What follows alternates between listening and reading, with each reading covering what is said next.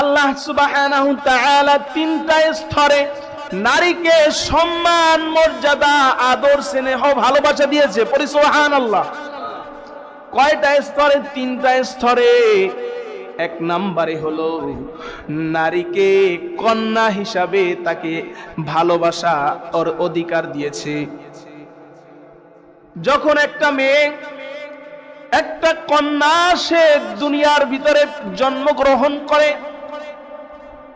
নারীকে যখন জন্মগ্রহণ করে কন্যা হিসাবে, তখন বাবার কাছে কিশোরী বয়স পর্যন্ত, সাবালিকা হওয়ার আগ মুহূর্ত পর্যন্ত, বৈবাহিক জীবনে পদার্পণ হওয়ার আগ মুহূর্ত পর্যন্ত একজন বাবার কাছে সন্তানের জন্য ভালোবাসা আছে না নাই? আছে না নাই? তাকে কাজের জন্য চাপ দেওয়া হয় না, বাবা তাকে ভালোবাসা, আদর করে, স্নেহ করে, সব রকমের চাহিদা মেটায়। এমনকি আল্লাহ রাসূল সাল্লাল্লাহু আলাইহি ওয়াসাল্লাম বলেন, যখন দুনিয়ার মধ্যে কোন ঘরের মধ্যে যখন একজন কন্যা সন্তান জন্মগ্রহণ করে, যখন কন্যা সন্তানটা জন্মগ্রহণ করে, একজন ফেরেশতা এসে ওই ঘরের সামনে দাঁড়িয়ে বলতে থাকে, আসসালামু আলাইকুম ওয়া রাহমাতুল্লাহ, আসসালামু আলাইকুম ইয়া আহলাল বাইত। হে ঘরের মানুষ, এ গৃহের মানুষ, আপনাদের উপরে শান্তি বর্ষিত হোক। সুবহানাল্লাহ পড়েন। আপনাদের ঘরের উপরে রহমত বর্ষিত হোক। এবং ঘরের ভিতরে গিয়ে ওই যে নবজাতক কন্যা সন্তানটা দুনিয়ার ভিতরে ভূমিষ্ঠ হয়েছে, ওই কন্যা সন্তানটার মাথার উপরে ওই ফেরেশতা, আগন্তুক ফেরেশতা, তার নূরের পগার দিয়ে, নূরের পার দিয়ে ওই সন্তানের মাথার উপরে হাত বুলিয়ে দেয়। সুবহান। এবং বলতে থাকে, হাদিস বলতেছি, বলতে থাকে, ওই ফেরেশতা বলতে থাকে, এই কন্যা সন্তানটার আদর, স্নেহ, ভালোবাসায় লালিত পালিত করলে আল্লাহ তাআলা রব্বুল আলামিন কিয়ামতের মাঠে তাকে জান্নাত দিয়া দিবে। সুবহান। আল্লাহ তাআলা রহমত দিবে, ভালোবাসবে, তাকে মৃত্যুর আগ পর্যন্ত ওই পিতাকে ভালোবাসার চাদরে আগলায় রাখবে আল্লাহ। সুবহানাল্লাহ বলি। বাবাকে ভালোবাসার, বাবাকে রহমত, বরকত, কল্যাণ নাজিল করবে। শুধু তাই না, যদি কোনো পিতার গর্ভে, পিতার যদি কখনো কোনো জায়গায় যদি একাধিক সন্তান হয়, মানে একজনের পরে আর একজন, দুইজন সন্তান, কন্যা সন্তান হয়েছে, দুইজন কন্যা সন্তান হয়েছে, ওই দুইজন কন্যা সন্তানকে যদি লালন পালন করে, ভালোবাসে, আল্লাহ তাআলা রব্বুল আলামিন বলেন, তার হাবিব বলেন, আমি মুহাম্মদ সাল্লাল্লাহু আলাইহি ওয়াসাল্লামের সাথে ওই পিতা, ওই কন্যা সন্তানের বাবার সাথে বাবা, আমি আল্লাহ তাআলা রব্বুল আলামিনের হাবিব মুহাম্মদ সাল্লাল্লাহু আলাইহি সাল্লামের সাথে কিয়ামতের মাঠে পাশাপাশি দাঁড়িয়ে থাকবে। সুবহান। 3 নাম্বার, যদি কোন পিতার 3টা সন্তান হয়, 3টা কন্যা সন্তান হলে মুহাম্মদ সাল্লাল্লাহু আলাইহি সাল্লাম বলেন, আমার আল্লাহ তাআলা ওই পিতার জন্য, যদি ওই পিতা তার কন্যাদেরকে যদি ভালোবাসে, লালন পালন করে, ভালোবাসার অধিকার দেয়, তাহলে আমি আল্লাহ তাআলা ওই পিতার জন্য জান্নাত ওয়াজিব করে দেই। সুবহান। ওই পিতার জন্য কি করে দেই? জান্নাত ওয়াজিব করে দেই। কন্যা যখন বড় হয়, কন্যা বড় হওয়ার এক মুহূর্ত পর্যন্ত পিতা তাকে ভালোবাসে, আদর করে, স্নেহ করে, ভালোবাসে, মর্যাদা দেয়, অধিকার দেয়।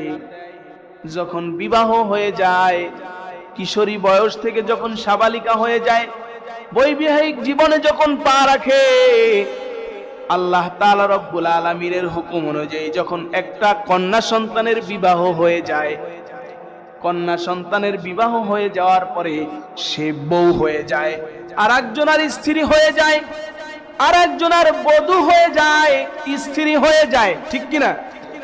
বউ হয়ে যায়, বধূ হয়ে যায়, স্ত্রী হয়ে যায়।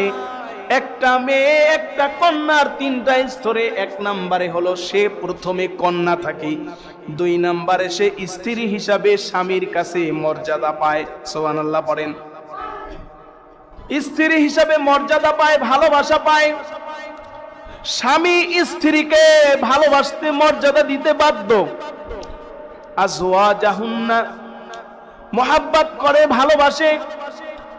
স্ত্রী হিসাবে স্বামী তাকে দিনমোহর দেয়, আর্থিকভাবে তাকে সাহায্য করে, মোহরানা দাবি করে, মোহরানা দেয় স্ত্রীকে, মোহরানা দিয়ে স্ত্রীকে গ্রহণ করে, ভালোবাসে, ভালোবাসার আদলেতে তাকে ডেকে নেয়। কারণ হলো, মনে করেন বরিশালের ছেলে, ঢাকার মেয়ে, এদের দুইজনার চাল চলন 2 রকমের। কেমন মোহাব্বত, ভালোবাসা। পৃথিবীর ভিতরে এক অনন্য ভালোবাসার নাম হলো স্বামী স্ত্রীর বন্ধন। স্বামী স্ত্রীর ভালোবাসা এক অনন্য। মনে করেন বরিশালের ছেলে, ঢাকার মেয়ে, দুইজনার সাথে কোনোদিন সম্পর্ক ছিল না, দুইজনার মধ্যে দেখা সাক্ষাৎ ছিল না, কোন রকমের সংঘর্ষ নাই, কোন রকমের দেখা সাক্ষাৎ নাই। আছে সংঘর্ষ নাই, সাক্ষাৎ নাই, দেখা নাই। দুইজন দুই দিকের, দুইজনার চলাফেরা 2 রকমের। কিন্তু দেখেন, যখন বৈবাহিক জীবনে দুইজন এক জায়গায় এসে যায়, ওই দুইজনার মধ্যে ভালোবাসার পারস্পরিকতা কে দান করে দেয়? আল্লাহ। করেন, কে দান করে? আল্লাহ। কোরআনুল কারীমের মধ্যে আল্লাহ তাআলা বললেন, আল্লাহ সুবহানাহু ওয়া তাআলা কোরআনুল কারীমের মধ্যে বলেন, ওয়া মিন আয়াতিহি আন খালাকা লাকুম মিন আনফুসিকুম আজওয়াজান লিতাসকুনু ইলাইহা ওয়া জাআলা বাইনাকুম মাওয়াদ্দাতান ওয়া রাহমাহ। আল্লাহ সুবহানাহু ওয়া তাআলা বলেন, আমি তোমাদের থেকে তোমাদের জোড়াকে সৃষ্টি করেছি, তোমাদের নারীদেরকে সৃষ্টি করেছি, তোমাদের জোড়াকে সৃষ্টি করেছি। তো অতএব তোমরা তোমাদের স্ত্রীদের সাথে সদ ব্যবহার করো, ভালো ব্যবহার করো, সুন্দর আচরণ করো। সুবহানাল্লাহ। স্ত্রীদের সাথে ভালো ব্যবহার করার জন্য কে বললেন? আল্লাহ সুবহানাহু ওয়া তাআলা। তিনি বললেন, তোমার স্ত্রীর সাথে ভালো ব্যবহার করো, সদা ব্যবহার করো, ভালো আচরণ করো। স্বামী স্ত্রীর মধ্যে কেমন ভালোবাসা, কেমন মোহাব্বত। আল্লাহ রাসূল সাল্লাল্লাহু আলাইহি ওয়াসাল্লাম বলেন, ওই স্বামী বড় ভালো যে তার স্ত্রীর কাছে ভালো। সুবহানাল্লাহ বলেন। যে তার স্ত্রীর কাছে ভালো, ওই স্বামী আমি আল্লাহর কাছে ভালো। আর রাসূল করিম সাল্লাল্লাহু আলাইহি সাল্লাম বলেন, আমি মুহাম্মদ সাল্লাল্লাহু আলাইহি সাল্লাম আমার স্ত্রীদের কাছে ভালো। সুবহানাল্লাহ বলেন। আমি নবীজি বলতেছে, আমি মুহাম্মদ সাল্লাল্লাহু আলাইহি ওয়াসাল্লাম স্ত্রীদের কাছে ভালো। কারণ আল্লাহ রাসূল সাল্লাল্লাহু আলাইহি ওয়াসাল্লাম খাদিজাতুল কুবরা রাদিয়াল্লাহু তাআলা আনহা, আম্মাজান খাদিজাতুল কুবরা রাদিয়াল্লাহু তাআলা আনহাকে বিবাহ করলেন। আম্মাজান খাদিজাতুল কুবরা যখন নবীজিকে বিবাহ করলেন, তিনি কত সম্পদের মালিক ছিল জানেন নাকি? যদি মোট কথায় বলতে চাই, শুধুমাত্র একটা হিসাব আপনাদেরকে দেই। আম্মাজান খাদিজাতুল কুবরা রাদিয়াল্লাহু তাআলা আনহার কাছে যখন নবীজিকে বিবাহ করেন, আম্মাজান খাদিজাতুল কুবরা রাদিয়াল্লাহু তাআলা আনহার কাছে ওই সময় 40 মণ ওজনের স্বর্ণ ছিল। সুবহানাল্লাহ। কত মণ স্বর্ণ ছিল? 40 মণ। কত মণ? 40 মণ স্বর্ণ ছিল। 2 সের বড়ি না, 40 মণ সোনার মালিক ছিল। সুবহানাল্লাহ বলবেন না? এই আম্মাজান খাদিজাতুল কুবরা যখন নবীজিকে বিবাহ করলেন, নবীজির জন্য, ভালোবাসার জন্য তার সব সম্পদ আল্লাহর রাস্তায় নবীজির হাত দিয়ে বিলি করে দিয়েছেন। সুবহানাল্লাহ। আম্মাজান খাদিজাতুল কুবরা রাদিয়াল্লাহু তাআলা আনহা কেমন ভালোবাসা। নবীজি যখন দাওয়াতি কাজের জন্য বাহিরে যেতেন, আম্মাজান খাদিজাতুল কুবরা রাদিয়াল্লাহু তাআলা আনহু রাতের বেলায় আল্লাহ রাসূল সাল্লাল্লাহু আলাইহি ওয়াসাল্লাম দরজায় এসে একবার ডাক দিতেন, খাদিজা। খাদিজা বলার সাথে সাথে দরজাটা খুলে দিতেন।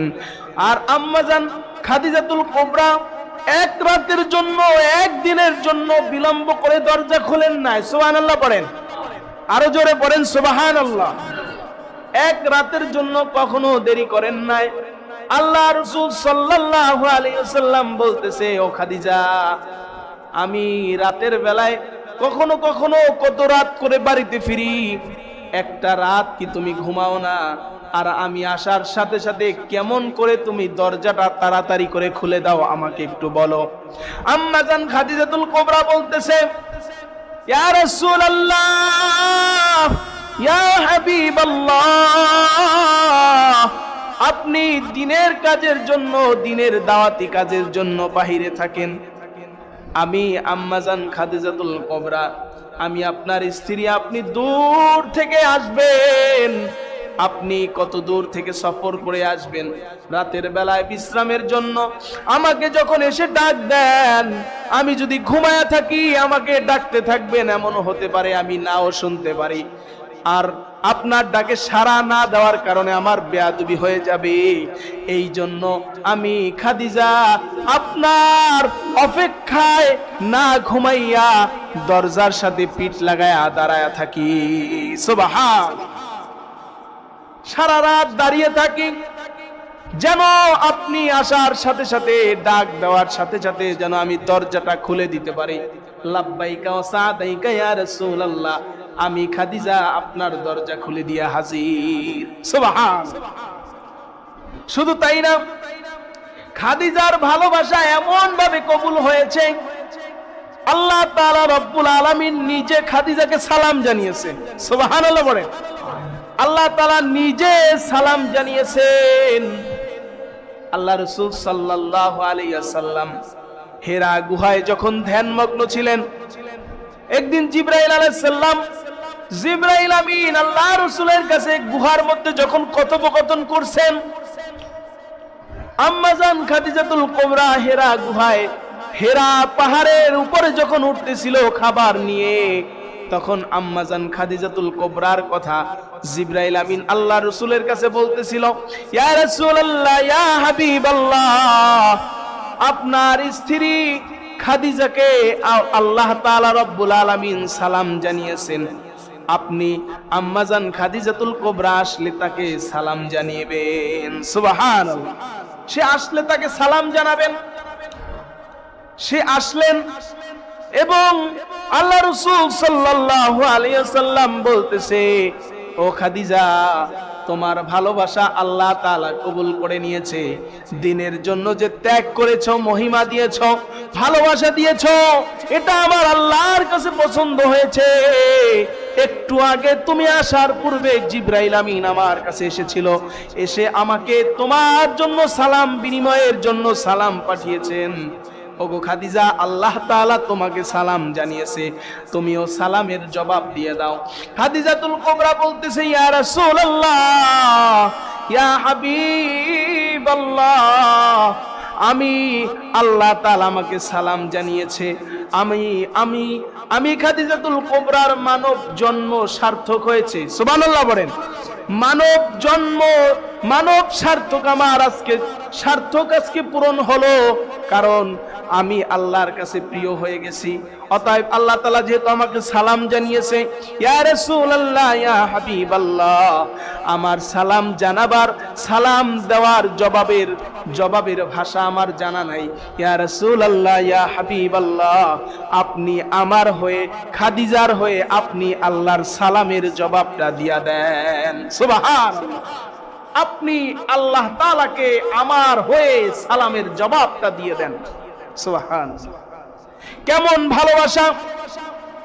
আম্মাজান খাদিজা যতদিন বেঁচে ছিল আল্লাহ রাসূল একটাও বিবাহ করেন না। সুবহানাল্লাহ বলেন। এতগুলো মানুষ জোরে পড়েন সুবহানাল্লাহ। যতদিন বেঁচে ছিল বিবাহ করেন নাই। আয়েশা সিদ্দিকা রাদিয়াল্লাহু তাআলা আনহু একদিন জিজ্ঞাসা করতেছে, একদিন রাতের বেলায় ঘুমিয়ে পড়লেন। যখন রাত গভীরে ঘুম ভাঙলো, আম্মাজান আয়েশা সিদ্দিকা রাদিয়াল্লাহু তাআলা আনহা দেখতে পাইলেন নবীজি তার বিছানায় নাই। আম্মাজান আয়েশা সিদ্দিকা ভাবলেন, মনে হয় আমার স্বামী মনে হয় অন্য কোনো স্ত্রীর ঘরে গিয়েছেন। আমি একটু খোঁজ খবর নিয়ে দেখি রাতের বেলায়, কারণ শত্রুরা, কাফেররা, বেঈমানরা আমার স্বামীকে মারার জন্য হন্যে হয়ে খুঁজতেছে। অতএব তাকে খুঁজতে বের হলেন। সমস্ত স্ত্রীদের কাছে গিয়ে খুঁজলেন, কোথাও দেখলেন না। দেখতে পাইলেন মসজিদে নববীর রিয়াদুল জান্নার ভিতরে আল্লাহ রাসূল সাল্লাল্লাহু আলাইহি সাল্লাম হাত দুইটা জায়গায় মুনাজাতের মধ্যে দাঁড়ায় আছে। সুবহানাল্লাহ।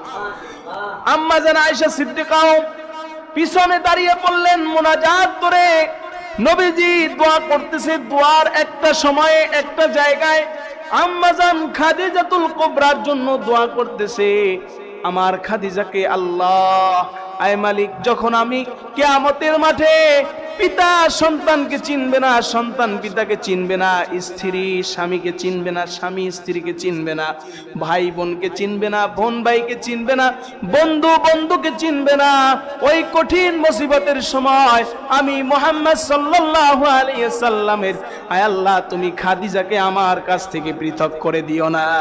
সুবহানাল্লাহ। খাদিজার জন্য দোয়া করতেছিল। আম্মা জান আয়েশা সিদ্দিকা রাদিয়াল্লাহু তাআলা আনহু বিমোহিত হয়েছেন। তিনি জিজ্ঞাসা করলেন, আপনার খাদিজার জন্য এত কেন কাঁদেন, এত কেন তার গল্প করেন? আল্লাহ রাসূল সাল্লাল্লাহু আলাইহি সাল্লাম বললেন, শোনো আম্মা, শোনো আয়েশা সিদ্দিকা, শোনো আমার প্রিয়তমা স্ত্রী, আজকে তোমরা আমার পাশে যতজন স্ত্রীরা আছো, আজকে আমার সুখের সময় চলছে, আমার সুখের সময়ের সাথী হলে তোমরা, আর আমার খাদিজা দুঃখের সময়ের সাথী ছিল। সুবহানাল্লাহ। যখন আমি মক্কার ভিতরে আমার পা রাখার জায়গা ছিল না, ঠিক ওই সময়ে খাদিজার মতো ঢাল আমার মাথার উপরে ছায়া দিয়েছে। সুবহানাল্লাহ। আমি শুরু থেকে আপনাদেরকে বুঝাইতে চেয়েছি, আজকে নারীদেরকে ঘর হারা, নারীদের সতীত্ব হরণ করার চেষ্টা করতেছে যে সমস্ত কুলাঙ্গার আর নাস্তিকেরা, মহিলা নামক পতিতারা, যারা আজকে যৌন স্বাধীনতা চাচ্ছে। আজকে বলেন, হুঁশ থাকলে বলেন, ইসলাম কি নারীকে ঠকাইছে না জিতাইছে? জিতাইছে না ঠকাইছে? নারীকে সম্মান দিয়েছে, মর্যাদা দিয়েছে, অধিকার দিয়েছে। সুবহানাল্লাহ পড়েন, সবাই বলেন সুবহানাল্লাহ। কোরআন থেকে আপনাদেরকে দলিল দিচ্ছি, আল্লাহ তাআলা রব্বুল আলামিন নারীকে কন্যা হিসাবে বাবার কাছে আদর দিয়েছে, ভালোবাসা দিয়েছে। একটা মেয়ে যখন ছোট থেকে বড় হয়, বিবাহের আগ মুহূর্ত পর্যন্ত তার ভরণ পোষণের দায়িত্ব কে বহন করে? বলেন, কারা? কে বহন করে? বাবা বহন করে, পিতা বহন করে। একজন মেয়ের ভরণ পোষণের দায়িত্ব বিবাহের আগ পর্যন্ত কে বহন করে? বাবা বহন করে। কথা বলেন, কে বহন করে? বাবা বহন করে, পিতা বহন করে। যখন বিবাহ হয়ে যায়, বিবাহ হওয়ার পরে সে স্ত্রী হয়ে যায়, বউ হয়ে যায়। এই স্ত্রী হওয়ার পরে সমস্ত ভরণ পোষণের দায়িত্ব স্বামীর হয়ে যায়। ঠিক কিনা? কথা বলেন, ঠিক কিনা? স্বামীর হয়ে যায়। মৃত্যুর আগ মুহূর্ত পর্যন্ত স্বামী স্ত্রীকে ভালোবাসে, সকল প্রকার চাহিদা মিটায়। যেখানে যা কিছু লাগে, যাবতীয় সকল ভরণ পোষণের দায়িত্ব স্বামীর হাতে যায়। এরপরে যখন বার্ধক্য বয়স এসে যায়, যখন তার সন্তানরা সন্তান হয়ে যায়, সে মা হয়ে যায়। আর মা হয়ে গেলে পরে সন্তান হিসাবে মা এবং বাবার দায়িত্ব সন্তানদের হাতে চলে যায়। এখানে নারীদের কোনো জায়গায় খরচের খাতা রাখে না, রাখছে? নারীদের কোনো জায়গায় ব্যয়ের খাতা নাই। আল্লাহ তাআলা সন্তান ছেলেদেরকে পুরুষদের ব্যাপারে, পুরুষদেরকে দিয়ে নারীদেরকে পরিচালনার দায়িত্ব দিয়েছে, নারীদের উপরে পুরুষদের কর্তৃত্ব দিয়েছে। এখানে এখন কোরআনকে বৃদ্ধাঙ্গুলি দেখিয়ে আজকে নারী কমিশন নামে ভণ্ডামি আর পাগলামি ছাড়া এগুলো আর কিছু না। কথা বলেন ঠিক কিনা? কথা বলেন ঠিক কিনা? এগুলো পাগলামি আর বোকামি ছাড়া কিছু না। আজকে নারীদেরকে রাস্তায় বের করার জন্য এমনিতেই তাদেরকে ঘরে রাখা সম্ভব হচ্ছে না। এখন জি বাংলা জি সিরিয়াল স্টার জলসা যে বের হয়েছিল, ওই সময় নারীরা যেভাবে পাগল হয়েছিল রাস্তায় বের হওয়ার জন্য, সংসারের মধ্যে অনাচার বিশৃঙ্খলা করে, এরপর থেকে যে নারীরা বের হওয়ার এক পায়ে তারা চলছে, বাজার ঘাটেও এখন নারীদের যেই সমাগম, আর এর ভিতরে এখন যদি আবার সুরসুরি দিয়ে নারীদেরকে ইসলামের কোরআনের আয়াতকে দ্বিখণ্ডিত করে ভেঙে চুরে তাদেরকে আবার নারীদেরকে সেই যৌন স্বাধীনতার নামে ভণ্ডামি আর নষ্টামির সেই পায়ে তারা চালাচ্ছে, এটা আমরা বাংলার মুসলমান সজাগ থাকতে কখনো মেনে নিব না। ইনশাআল্লাহ, জোরে বলেন ইনশাআল্লাহ। কারণ নারীদেরকে সম্মান দিয়েছেন কে? জোরে বলেন, নারীদেরকে সম্মান দিয়েছে কে? নারীদেরকে অধিকার দিয়েছে কে? নারীদেরকে মর্যাদা দিয়েছে কে?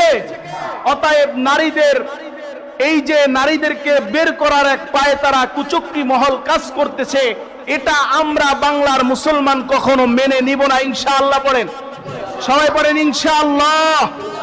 ইনশাআল্লাহ আল্লাহ তাআলা রব্বুল আলামিন নারীদেরকে যেই সম্মান দিয়েছে, নারীদেরকে যেই ইজ্জত মর্যাদা দিয়েছে, এটার রক্ষার দায়িত্ব যেমন পুরুষদেরকে দিয়েছে, আমরা পুরুষরা যেন সেইভাবে নারীদের সম্মান, ইজ্জত, ভালোবাসা দিতে পারি, অধিকার দিতে পারি, মর্যাদা দিতে পারি। আল্লাহ তাআলা সে তৌফিক আমাদেরকে দান করুক, পড়ি আমি।